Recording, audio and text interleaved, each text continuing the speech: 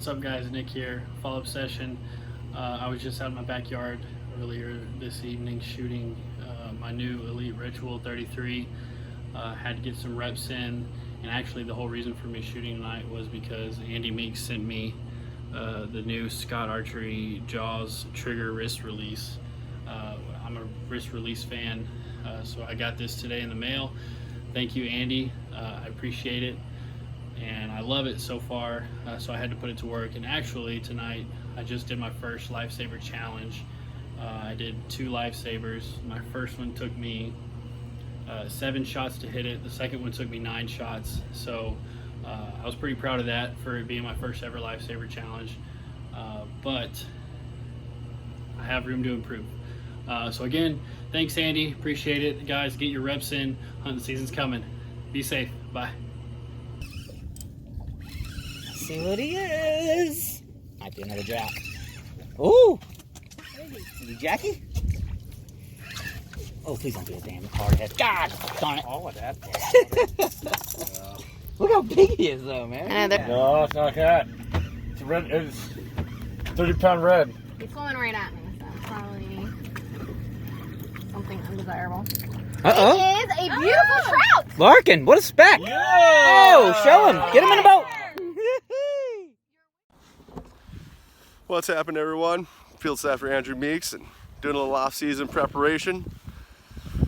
I gotta get my mess cleaned up here. Well, it's my mission for the next couple days is try to prepare for honker season. I got 2 weeks till North Dakota opens up.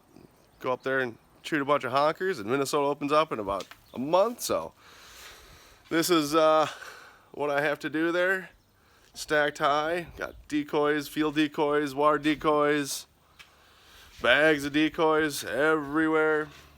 So just trying to go through them, check lines, check weights, check the blinds, make sure there's no mouse holes or things living in it. Don't want any surprises being in the middle of the field about 5:30 in the morning, get surprised by a mouse or a snake or something. So but yeah, so that's what we're gonna do. Hey, what's up guys? Sam here. I'm out here actually at my in-laws today with the family, just hanging out. Decided to bring my bow and my target, which is that deer looking thing down there. Those of you who follow us probably know I'm running the Cure from Elite this year. Super great bow. We got a lot of content about that if you're interested in learning more about it. But I want to kind of give you guys an idea just right now as we're getting ready for the season, what I try to work on just based on where I'm shooting and what kind of range I have to deal with. I tend to like to practice at a long distance. I'm a long range shooter primarily, but that doesn't mean that when I have a shorter range to work with, I can't still do something that's effective for me. So with my bow, what I try to do when I'm shooting at 20, 30 yards like I am right here, is I really try to perfect my form and what I am doing as the shooter, because everything that I do is going to make a difference at that longer range. So just a couple things that I've noticed, stuff that I've caught myself doing, bad habits that form kind of subconsciously. One of them is my bubble.